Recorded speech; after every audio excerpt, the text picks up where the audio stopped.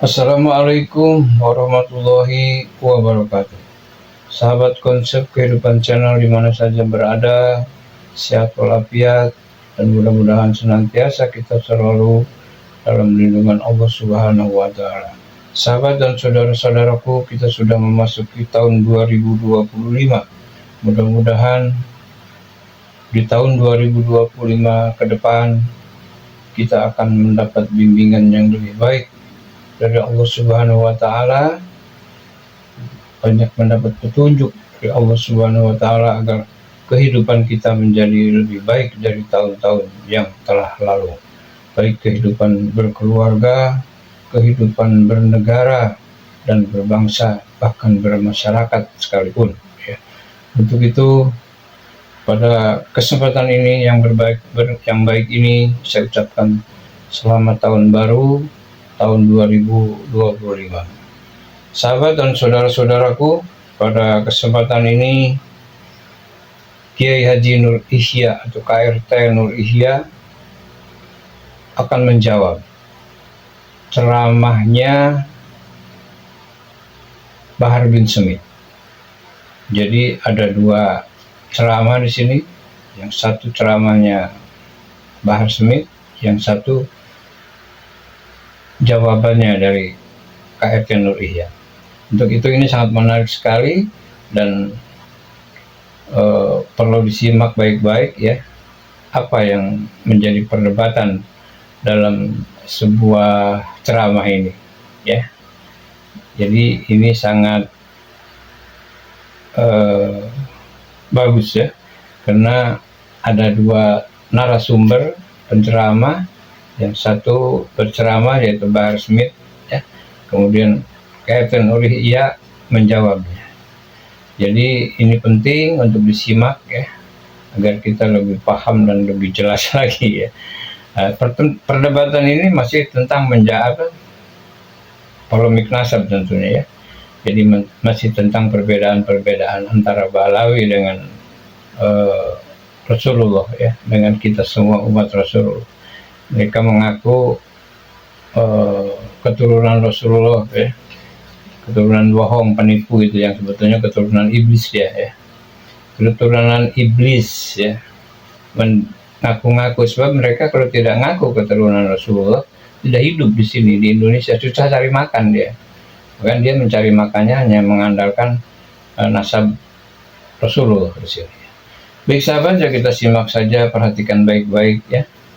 Ikuti dari awal sampai akhir agar tidak gagal paham. Dan sebelumnya jangan lupa di like, di komen, dan di subscribe. Bagi yang sudah subscribe saya ucapkan banyak terima kasih. Mudah-mudahan Allah bukakan pintu rezeki yang seluas-luasnya. Juga mudah-mudahan Allah beri segala kemudahan dalam setiap urusan. Dan yang lebih penting, Allah beri umur panjang dan barokah, amin ya rabbal alamin. Baik sahabat, ayo kita simak jawaban setiap dari ceramahnya Bahar Smith bersama KRT Nur Ihya. Selamat menyimak, semoga bermanfaat. Yang bisa mengikuti sepenuhnya amalan beliau-beliau, kamu nggak bisa mengikuti sepenuhnya. Bisa kamu mengikuti amalannya Muqaddam Tsani Habib Abdurrahman Segaf, umur 7 tahun, umur 7 tahun mengkhatamkan Al-Quran dalam 1 rakaat salatnya. Muqaddam Tsani lam yanam la lailan wala naharan 33 sanatan.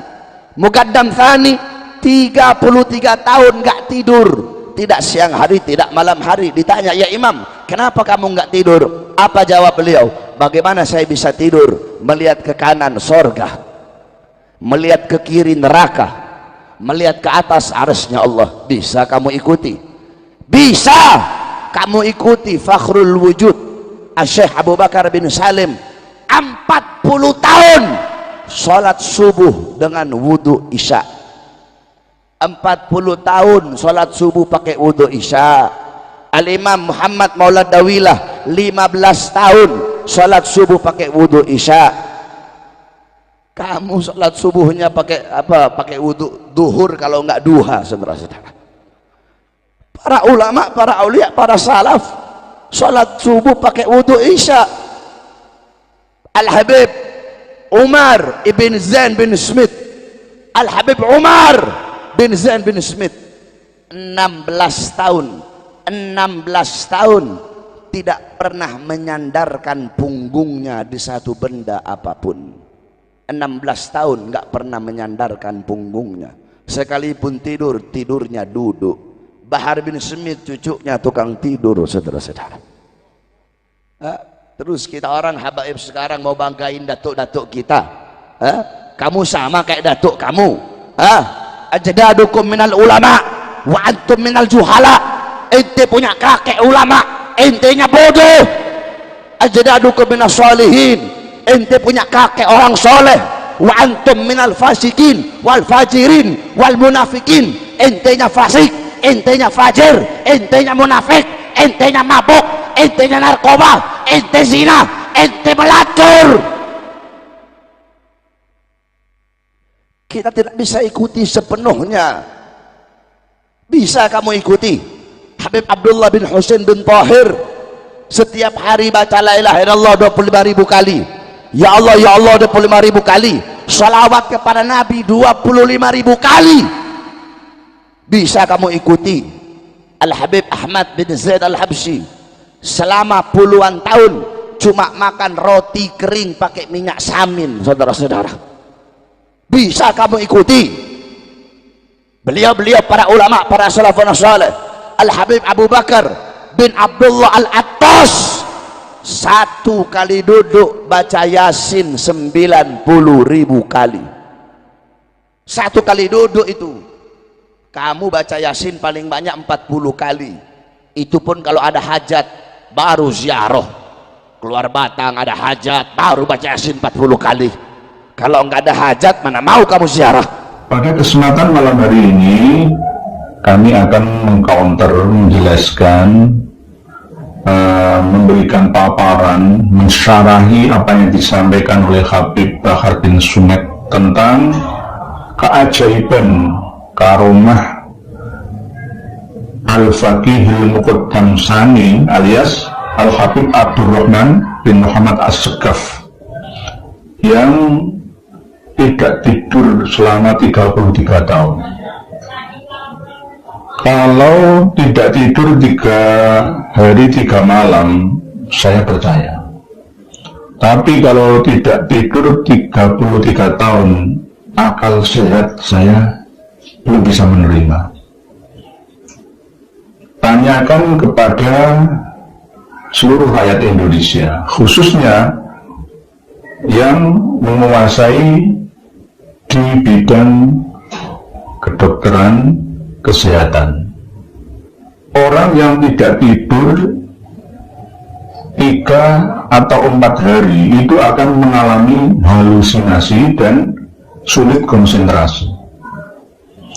Tidak tidur selama 7 hari itu dia akan lemas, tak bertenaga tubuhnya atau fisik jasmanianya. Setelah 7 hari dia akan mengalami malfungsi organ tubuh alias bisa mati. Nah, ini ada cerita karangan bebas dari Habib Bahar bin Sumet. Tidak hanya Habib Bahar bin Sumet, mayoritas Habib. Begitu juga Habib Al-Idrus itu juga bercerita dengan cerita yang sama. Cerita ini tidak baru saja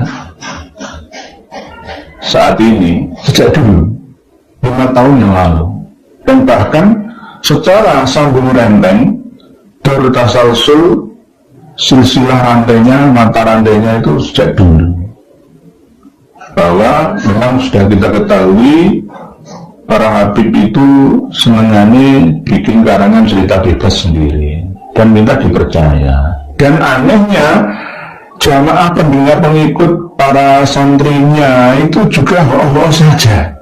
Ini kan yang aneh dan ajaib, aneh dan nyeleneh, mantok-mantok begitu, mantok-mantok.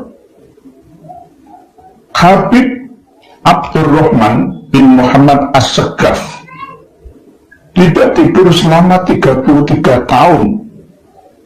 Pas kalau mau tidur itu ya pas menghadap miring ke kanan itu melihat surga beserta kenikmatan fasilitasnya, dan ketika miring kiri itu melihat neraka beserta penghuninya dan isi-isinya, dan jika melihat ke atas itu melihat Arsyur Rahman, singgasana arasy Gusti Allah. Akal sehat manakah yang bisa mempercayai ini? Apakah ini ada dasarnya dari Al-Quran, dari hadis Nabi, atau tidak? Oleh sebab itu malam hari ini saya bawakan kitab Jalailul Bukhari, khusus yang membahas tentang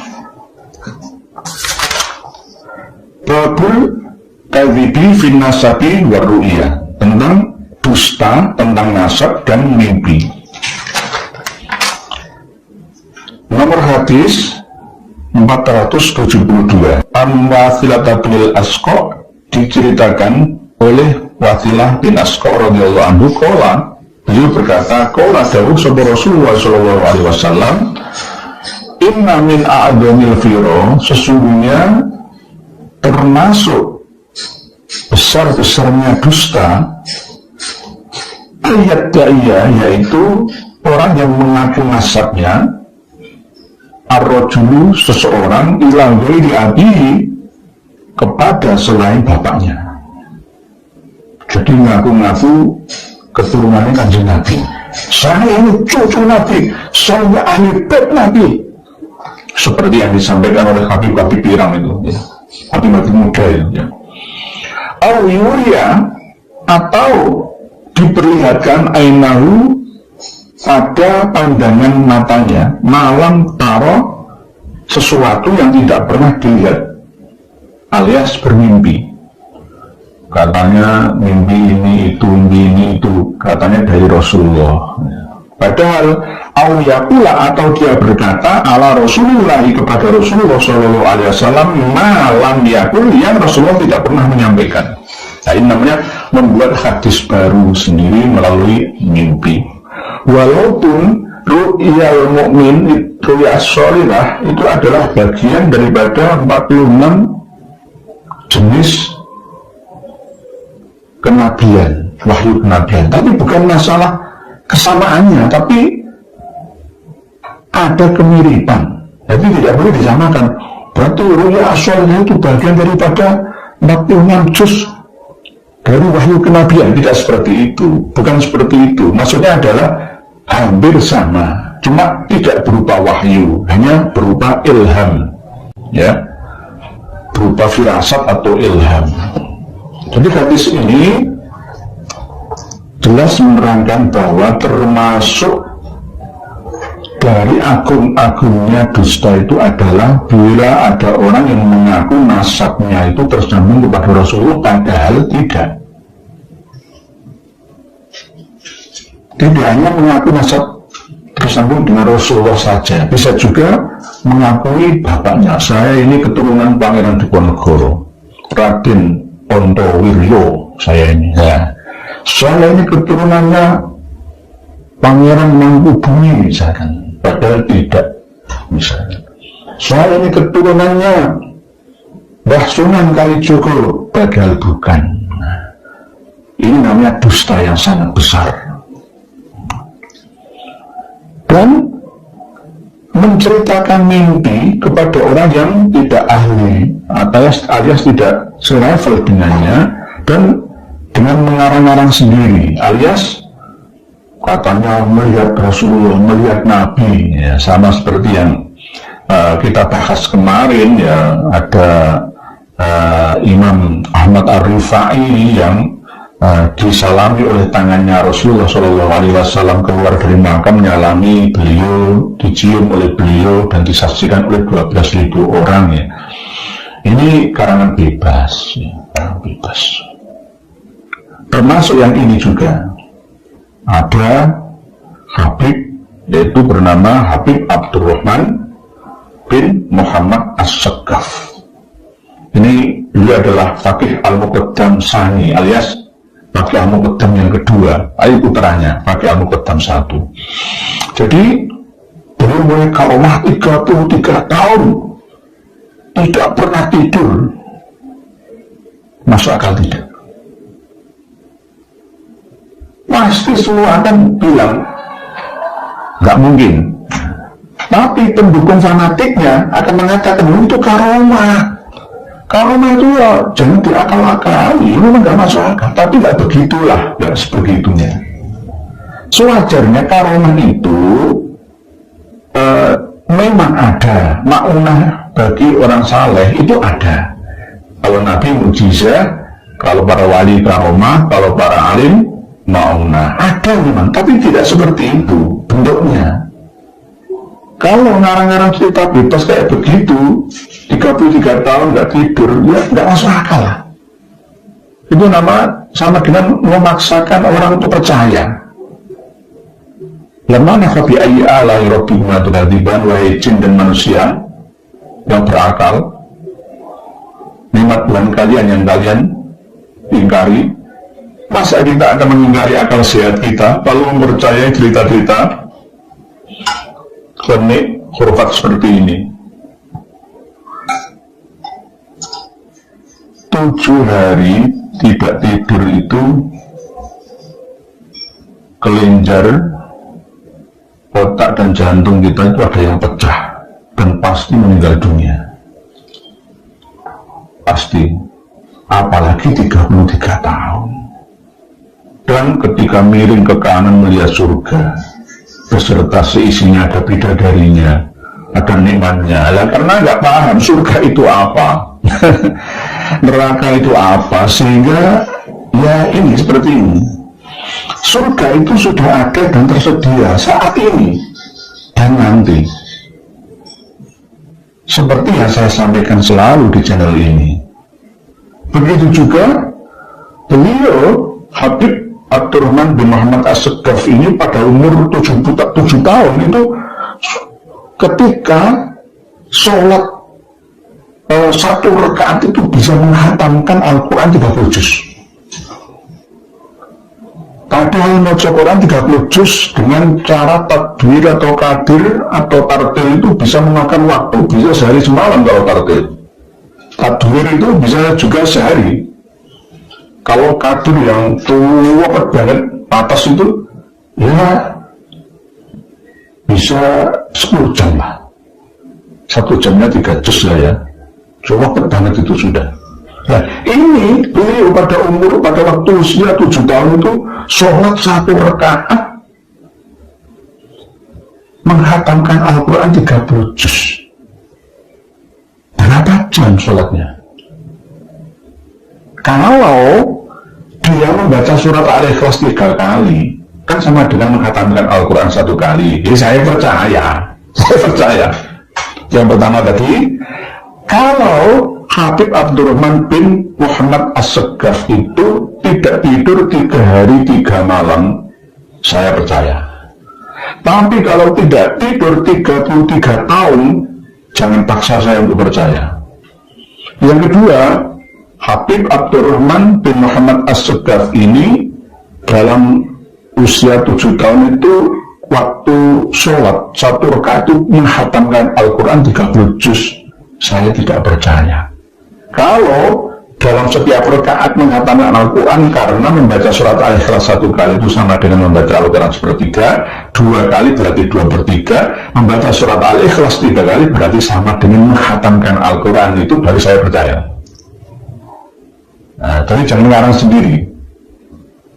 Ini sudah sering disampaikan oleh para habib dalam setiap ceramah dan mimbarnya. Padahal Rasulullah SAW tidak seperti itu. Jangan berlebihan, jangan hulu, jangan itroh.